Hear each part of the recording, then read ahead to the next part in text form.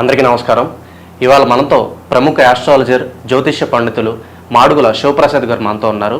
June నెలలో ఏ రాశుల వారికి ఎలా ఉంటుందో ఒకసారి ఆయన మాటలను తెలుసుకుందాం. గురుగారు నమస్కారం. ఆశీర్వచనం నాయన. గురుగారు, జూన్ నెలలో ఒకసారి రాశి ఫలాల గురించి ఒకసారి కాస్త వివరించండి గురుగారు. శ్రీ మహాగణాధిపతయే నమః. ఐం మహాసరస్వత్యే నమః. శ్రీ లలితాంబికాదేవ్యే నమః. రాశి ఫలాల కార్యక్రమములో భాగంగా జూన్ 1వ తేదీ నుండి నెలాఖరు వరకు 12 రాసుల వాళ్లకు కూడా ఎలా ఉంటుంది, ఏమిటి, ఏమి మేలు జరుగుతుంది, ఏమేమి పనులు చేసుకోవచ్చు అనేటువంటి విధి విధానాలు ప్రతి నెల చెప్పుకున్నట్టుగానే ప్రతి మాసము తెలుసుకునేట్టుగానే ఈసారి కూడా తెలియజేయటం అనేటువంటిది జరుగుతూ ఉన్నది. అయితే మామూలుగా కొంతమందికి మిశ్రమ ఫలితాలు కానీ, కొన్ని రాసుల వాళ్లకు చాలా బాగుంది అని కానీ చెబుతూ ఉంటాం ఆయా గ్రహస్థితుల యొక్క దృష్ట్యా. అయితే ఏది ఏమైనా రాసుల ప్రకారముగా అందరికీ బాగుండినను లగ్నము ఏ లగ్నములో అయితే పుట్టి ఉంటారో, అందరూ ఒకే లగ్నానికి పుట్టి ఉండరు కదా. అందుకని ఏ లగ్నంలో పుట్టి ఉన్నారో చూసుకుంటే కొంతమందికి బాగా జరగవచ్చును, కొంతమందికి మధ్యస్థముగా జరగవచ్చును, కొంతమందికి రాసుల ప్రకారంగా బాగుంది అని చెబుతున్నారు కానీ గురువుగారు మాకేమీ అలా జరగటం లేదే అనేటువంటి భావనతో కూడా ఉంటారు. అయితే అందుకని వ్యక్తిగతమైనటువంటి జాతకాలను ఎక్కువగా మనం చూసుకోవాలి అనేటువంటిది ఉంటుంది. అంటే date, time, date of birth, time of birth, place of birth అనేటువంటివి ఉంటే క్షుణ్ణముగా మొత్తముగా పరిశీలన చేసి చెప్పుకోవచ్చును ఎప్పుడూ కూడా. అందువల్ల వ్యక్తిగతమైనటువంటి జాతకాలను మీకు నచ్చిన వాళ్ళ దగ్గర, మీకు అనుకూలం ఎవరి దగ్గర ఉంటే వాళ్ళ దగ్గర ఒకసారి చూపించుకొని ఏవైనా చిన్నపాటి పరిహారాలు అవి ఉంటే చేసుకుంటే రాసుల ప్రకారముగా బాగుంది అన్నప్పుడు మరి ఈ రాసే కదా మాది ఎందుకు బాగలేదు అని ఒక్కసారి చూపించుకుంటే దాంట్లో తగిన విధముగా పరిహారం అనేటువంటిది చేసుకుంటే మీకు కూడా బాగుంటుంది అని తెలియజేస్తున్నాను. గురుగారు, మనకి జూన్ నెలలో ధనుసు రాశి వారికి ఎలాంటి ప్రయోజనాలు ఉండబోతున్నాయి కాస్త వివరించండి. ధనుస్సు రాశి వారికి ఈ జూన్ నెల అంతా కూడా కొంచెం మిశ్రమ ఫలితాలు ఎక్కువగా గోచరిస్తున్నాయి. అంత యోగదాయకముగా లేదు ధనుస్సు రాశి వారికి అనే చెప్పాలి. ఎందుకంటే ధనుస్సు రాశికి అధిపతి, ధనుర్లగ్నానికి ధనురాశికి అధిపతి గురువు. ఆ గురువు మార్పు వలన అనేటువంటిది కానీ ఉన్న గ్రహస్థితుల వల్ల కానీ ధనుస్సు రాశికి అంత యోగదాయకముగా లేదు ఈ మాసం. ఏదో మామూలుగా నడుస్తూ ఉంది అంటే నడుస్తూ ఉంది. వచ్చేటువంటి డబ్బు కూడా ఏదో రావాల్సిండేటువంటిది సకాలంలో మామూలుగా వస్తుంది. కొత్తగా కష్టపడి మనం ఏదైనా లాభాలు అట్లాంటివి తెచ్చుకోవాలి అనేటువంటివి అయితే ఏమీ ఉండవు. శ్రమ ఉంటుంది కానీ శ్రమకు తగినటువంటి ఫలితం అయితే రాదుగాక. దాని వలన మానసికంగా బాధ కలుగుతుంది. ఏమి చేస్తే నాకు ముందుకు వెళ్ళగలను, నేను ఏం చేస్తే బాగుంటుంది అనేటువంటి ఆలోచన చేసుకోవటానికే ఈ మాసం అంతా కూడా సమయం పోతుంది కాక. సహజంగా కొన్ని పనులు కావు, విరుద్ధమవుతాయి. కొన్ని పనులు దగ్గరి వరకు వచ్చి తప్పిపోతూ ఉంటాయి ధనుస్సు రాశి వాళ్లకు. ఇవన్నీ కూడా గ్రహస్థితుల యొక్క ప్రభావము వలననే అనేటువంటిది మనం గమనించాలి. కనుక ఇప్పుడు విదేశాలకు వెళ్ళాలి అనుకునేటువంటి వాళ్ళకు కానీ, లేదా ఇక్కడే రాజకీయ నాయకులు కావాలి అని కోరుకునేటువంటి వాళ్లకు కానీ, అనేక రంగాల్లో అనేక రకాల వ్యాపారస్తులు ఉంటారు. వాళ్ళందరికీ కానీ ఒకటే వ్యాపారమే ఉండదు కదా. ఒక్కొక్కరు ఒక్కొక్క రకమైనటువంటి వ్యాపారాలు చేస్తుంటారు కదా. మరి ఆయా రంగాలలో ఉండేటువంటి వాళ్లకు ఎవ్వరికైనా సరే ఈసారి ధనుస్సు రాశి మాది అని అనుకున్నటువంటి వాళ్లకు ఎంతో కొంత నష్టము, ఇబ్బంది అనేటువంటిదైతే ఉన్నది. అది కొంచెము జాగ్రత్తగా వాళ్ళు వ్యక్తిగతమైనటువంటి జాతకాలు చూసుకొని పరిహారం చేసుకుంటే యోగం వైపు నడక ఉంటుంది వీళ్ళది. కొన్ని ఇబ్బందులు కలుగుతాయి సహజంగా, వ్యాపారంలో చిన్నపాటి ఇబ్బందులు, రావాల్సినటువంటి ధనము 10 సార్లు తిరిగినా రాకపోవటము, లేదా ఎక్కువ ఇచ్చేటువంటి వాడు తక్కువగా మాసం ఇస్తాను అనేటువంటి విషయం అనిపించుకునేటువంటి విధానముగా కానీ ఇలా ఉండబోతున్నది ధనుస్సు రాశి వాళ్ళది. కాబట్టి ధనుస్సు రాశి వాళ్ళది అంత యోగదాయకముగా ఈ మాసము లేదు అనే చెప్పాలి. శుభకార్యాలకు సంబంధించినటువంటి విషయాలు వాయిదా పడడం కానీ, కోర్టుకు సంబంధించినటువంటి విషయాలు వాయిదా పడడం కానీ ఇలాంటివన్నీ కూడా ఉంటాయి.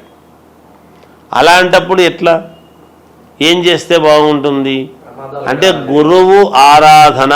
గురువు అంటే ఏమిటి? దత్తాత్రేయ స్వామి అనేటువంటిది ఉంది.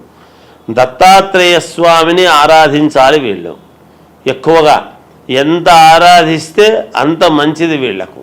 వీళ్ళు ముందుకు వెళ్ళటానికి అది దోహదపడుతుందని తెలియజేస్తున్నాను. ప్రమాదాలు ఏమైనా జరిగే అవకాశం ఉన్నాయి ఈ రాశి వారికి? ఈ ప్రమాదాలు అనేటువంటివి ఏమీ ఎక్కువగా లేవు, కానీ ఏదైనా ప్రయాణాలు చేసేటప్పుడు మాత్రము కొంచెము జాగ్రత్త వహిస్తే మంచిదే, తప్పేమీ లేదు కదా. ఎవరైనా ప్రయాణం చేస్తున్నప్పుడు జాగ్రత్తగా వెళ్ళండి అనే చెప్తాం. కనుక ధనుసు రాశి వాళ్ళు కూడా కొంచెం ప్రయాణాలు చేసేటప్పుడు జాగ్రత్తగా చేస్తే యోగదాయకంగా ఉంటుంది, జయవస్తు. గురుగారు, మనకి పంచగ్రహ కూటమి అంటే ఏంటి? మనకి ఏ రాశుల వారికి ఈ పంచగ్రహ కూటమి ప్రభావం అనేది పడుతుంది? అలాగే వీళ్ళకి కలిసి రావాలంటే ఏ పరిహారాలు చేసుకుంటే మంచిది? కాస్త వివరించండి గురుగారు.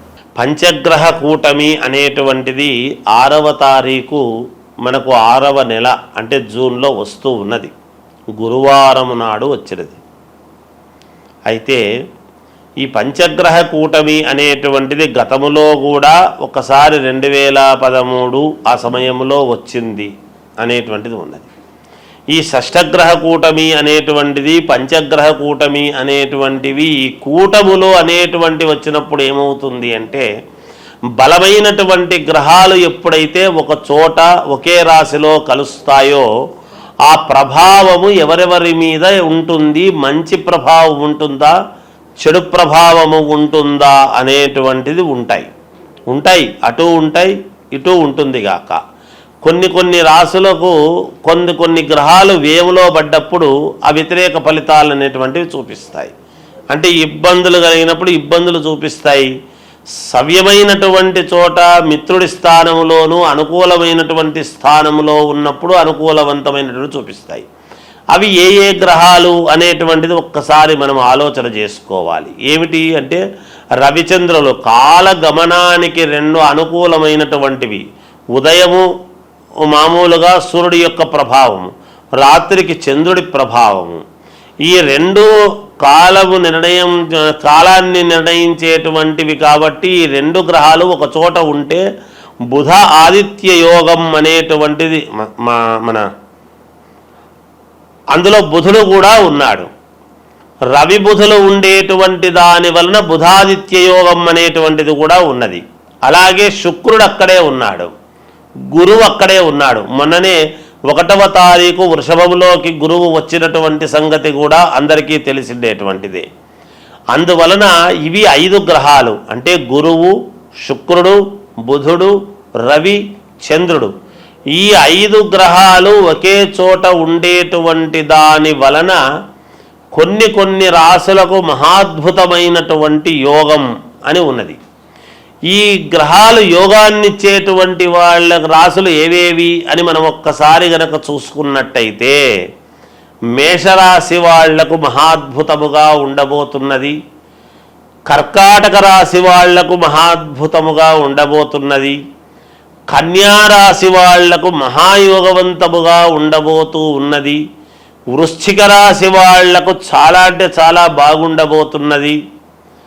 అలాగే మామూలుగా మకర రాశి వాళ్లకు కూడా చాలా బాగా ఉండబోతున్నది. ఇక కుంభరాశి వాళ్లకు కూడా కొంతవరకు బాగానే ఉంటుంది. అయితే ఇందులో ఇప్పుడు నేను చెప్పని గ్రహాలు ఉంటాయి కదా, ఇవి కొంచెము చిన్న ఇబ్బందికరమైనటువంటి పరిస్థితి. ఏమిటయ్యా అవి అంటే, అసలు ఎక్కడైతే ఉన్నాయో స్థానములో అన్నీ బరువైనటువంటివి ఏవైతే ఉన్నాయో వృషభ రాశికి సమస్యే. ఒక చోట కూటమి అని ఏర్పాటు చేసినప్పుడు, ఒకే చోట ఉన్నప్పుడు అక్కడ వృషభ రాశికి ఇబ్బంది, మిథున రాశి వాళ్లకు కొంత ఇబ్బందే, కొంచెము సింహరాశి వాళ్లకు కొంత ఇబ్బంది, అలాగే తులారాశి వాళ్లకు ఇబ్బంది, ధనుస్సు రాశి వాళ్లకు మరీ ఇబ్బంది.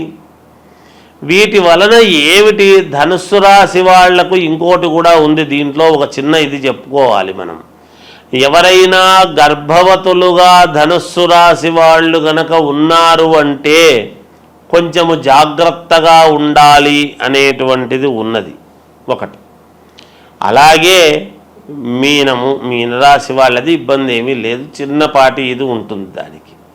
ఇలా కొన్ని రాసుల వాళ్లకు కొంత ఫలితాలు ఇవ్వటములో తారుమారవుతాయి.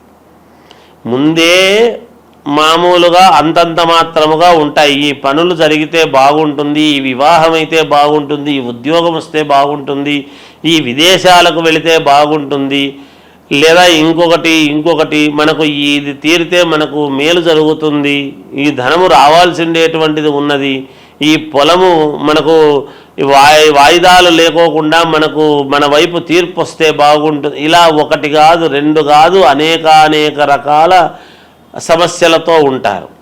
వాటన్నిటికీ కూడా ఒక్కసారిగా ఇన్ని గ్రహాలు ఇక్కడ ఉండేటప్పటికీ కొన్ని చెడు ఫలితాలు అనేటువంటివి ఇస్తాయి కదా. మాలాంటి వాళ్ళము ఎప్పుడూ కూడా బాగుంటుంది, బాగుండాలనే కోరుకోవాలి, కానీ భయోత్పాతమైనటువంటివి ఎప్పుడూ చెప్పరాదని నా వ్యక్తిగత అభిప్రాయం. చిన్నవి ప్రతి వాళ్ళ జీవితంలోనూ ఉంటాయి. ఉన్నంత మాత్రాన అవి పర్వాలేదు, ఏం పర్లేదు, మీకు బాగుంటుందంటే మీకు మానసికమైనటువంటి సంతోషం ఉంటుంది, కానీ మీకు ఇది బాగాలేదు అది బాగలేదు అని చెబితే ఎలాగబ్బా, ఆర్థిక ఇబ్బందులు అనేక రకాల సమస్యలతో ఉంటారు ఈ రోజులలో.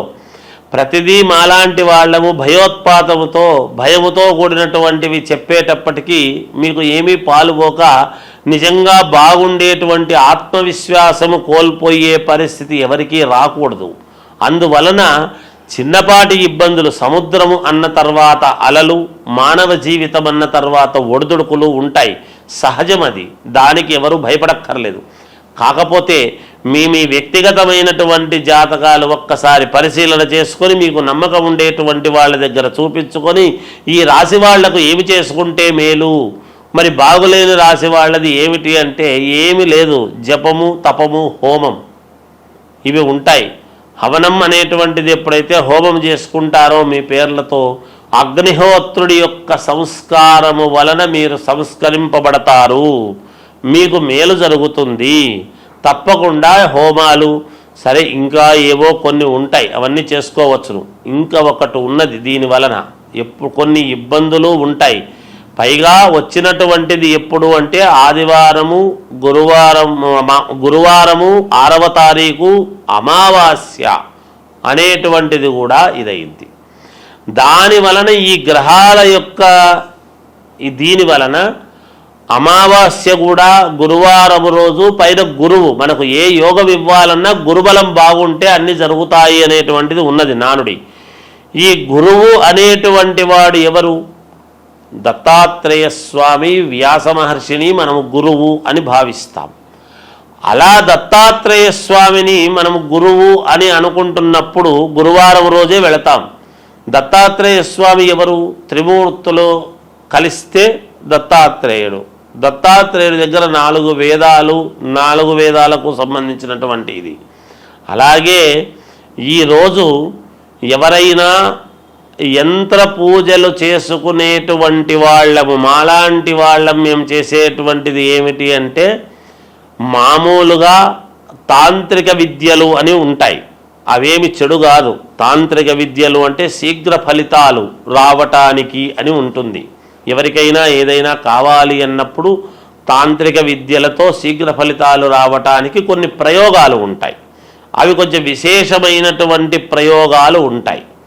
మనకు అనుకూలముగా జరగటానికి ఒక పని అనేటువంటిది చేసుకోవటానికి అది మనము ఏదైనా ఒక పని మన వశం కావాలి అని అనుకున్నప్పుడు, వశము కావాలి అంటే అందరూ తప్పు అర్థం చేసుకుంటుంటారు. ఏదో అనవసరమైనవన్నీ మన వశం కావాలి, చెయ్యాలి అని అనుకునేటువంటి ఇది ఉంటుంది. అలా ఉండకూడదు ఎప్పుడూ కూడా. ఎందుకంటే మనకు ఒక మంత్రము మన వశము కావాలి, ఒక ఉద్యోగము మనకు కావాలి అని ఇలా కొన్ని ఉంటాయి. శీఘ్రముగా తొందరగా మన కోరికలు ఫలించాలి అనేటువంటివి. అలా శీఘ్ర ఫలితాలు రావటానికి యంత్ర పూజలు అని ఉంటాయి. అవి ఇటువంటి రోజులు మేము దాన్ని చాలా జాగ్రత్తగా వాడుకుంటాము గాక, పోగొట్టుకోకుండా. ఎందుకంటే మమ్మల్ని నమ్మి మాకు ఈ పని కావాలి అని ఎంతోమంది అడుగుతూ ఉంటారు కాబట్టి వాళ్ళ పనులు సక్రమముగా నెరవేరాలి అన్నప్పుడు ఇలాంటి సమయాలు చాలా యోగవంతమైనటువంటి సమయం. ఈ సమయాన్ని మేము పోగొట్టుకోకుండా జాగ్రత్తగా శీఘ్ర ఫలితాలు రావటానికి కొన్ని ప్రయోగాలు చేసుకోవటానికి ఈ సమయము, ఈ పంచగ్రహ కూటమి అనేటువంటిది చాలా ముఖ్యమైనటువంటిది. మీరు కొన్ని సినిమాల్లో చూస్తుంటారు, ఫలానా రోజు ఒకే లైన్లోకి గ్రహాలన్నీ వస్తుంటాయి అంటే ఈ కొంచెము ఏవేవో కొన్ని వీటికి సంబంధించినటువంటివి అవన్నీ ఇగో ఇలా వస్తుంది, ఈ వజ్రం వస్తుంది, ఇవి దొరుకుతాయి, ఈ నిధులు ఇలా ఉంటాయి అనేటువంటివి వింటూ ఉంటాం. అవన్నీ ఊరికే కాదు, నిజంగా కూడా శాస్త్రాలలో ఉన్నటువంటివే. ఎవరు సినిమాలు కూడా తప్పుగా తీయరు, ఎంతో ప్రామాణికము ఉంటేనే చూసి తీస్తారు, ఏదో ఒకటిలే అని చెప్పి తీయరు. అందుకని ఇది ఈ పంచగ్రహ కూటమి అనేటువంటిది కొన్ని విషయాలకు చాలా యోగవంతమైనటువంటిది. మనము యోగమేదో అది మాట్లాడదాం. ఇబ్బందులు ఉంటే చిన్న చిన్న ఇబ్బందులు ఉండేటువంటి వాళ్ళు వాటిని సర్దిద్దుకుంటారు గాక, ఇబ్బంది ఏమీ లేదు. కనుక ఈ శీఘ్ర ఫలితాల కోసం చేసేటువంటి దానికి కూడా ఇది పనికి వస్తుంది. అనుష్ఠానం చేసుకునేటువంటి వాళ్లకు మహద్భాగ్యముగా భావించుకోవాలి. మాలాంటి వాళ్ళము మేము శీఘ్ర ఫలితాలు రావటానికి ఎన్నో ప్రయోగాలు వంటివి చేస్తూ ఉంటాము కాబట్టి ఇది మంచి సమయముగానే భావిస్తున్నాము. వ్యక్తిగతమైనటువంటి ఈ రాసులు ఇబ్బందులు ఉండేటువంటి వాళ్ళు మీకు తగినటువంటి వాళ్ళ దగ్గర ఒక్కసారి మీ జాతకము చూపించుకొని దానికి తగ్గట్టుగా జపము పరిహారము చేసుకొని హోమ కార్యక్రమాలు అవి చేసుకోండి. ఎవరైనా ఏదైనా ఉంటే అడగండి, తెలియజేస్తాముగాక. జయోస్తు. పంచగ్రహ కూటమి గురించి చాలా చక్కగా వివరించారు గురుగారు. అలాగే దీని ప్రభావం ఏ రాశుల వారి మీద ఉంటుందో కూడా తెలియజేసినందుకు మాకు ధన్యవాదాలు. జయోస్తు.